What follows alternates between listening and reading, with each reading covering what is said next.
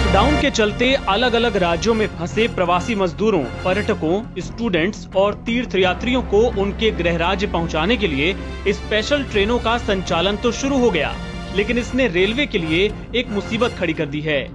मुसीबत ये कि कई लोग अब स्थानीय पुलिस प्रशासन या अपने राज्य के अधिकारियों से बात किए बिना ही खुद ही रेलवे स्टेशनों का रुख करने लगे हैं।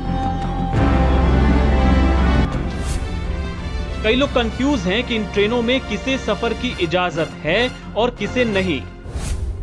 साथ ही अगर कोई इन ट्रेनों से अपने घर जाना चाहे तो उसे क्या करना होगा।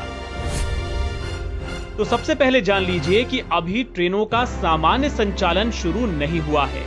आम यात्री इन ट्रेनों से सफर नहीं कर सकते। ये सिर्फ उन लोगों के लिए चलाई गई हैं जो अपने गृह राज्य के बाहर किसी दूसरे राज्य में फंस गए थे। साथ ही आपके लिए ये भी समझना जरूरी है कि रेलवे इन ट्रेनों का संचालन जरूर कर रहा है, पर ऐसा राज्य सरकारों के आग्रह पर किया जा रहा है। यानी कौन सी ट्रेन कब कहां जाएगी, इसका फैसला रेलवे नहीं, राज्य सरकारें कर रही हैं। राज्य सरकारों की ओर से जैसा निर्देश आएगा, रेलवे उसी हिसाब से उनके लिए ट्रेनों की व्यवस्था करेगा।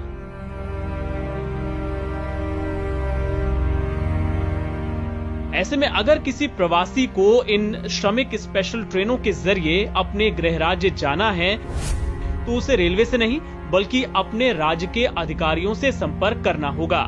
रेलवे के एक अधिकारी ने बताया कि दिल्ली एनसीआर में रहने वाले प्रवासी रेलवे स्टेशन आने के पहले अपने राज्य के रेजिडेंट कमिश्नर से बात करें। अगर वहां रजिस्ट्रेशन ना करवाया हो तो जरूर करवा लें। जो लोग अपने राज्य के अधिकारियों से संपर्क नहीं कर पा रहे हों, वे स्थानीय पुलिस और प्रशासन से संपर्क करके उनसे जानकारी ले सकते हैं।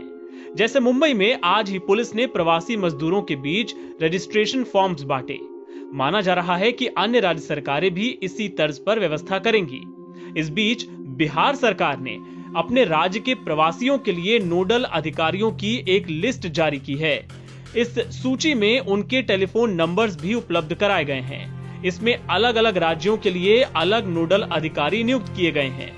अपने राज्य के हिसाब से प्रवासी इन अधिकारियों से संपर्क कर सकते हैं। आप वीडियो को पॉज करके इनका नंबर नोट कर लीजिएगा। पूरी लिस्ट हम यहां पर दे रहे हैं।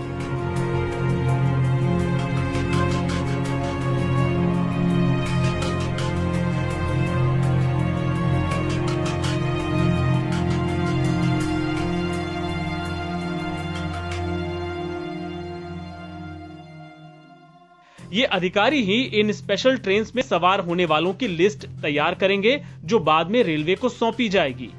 स्टेशन पर केवल उन्हीं लोगों को पहुंचने के लिए कहा गया है जिन्हें प्रशासन सिलेक्ट करेगा।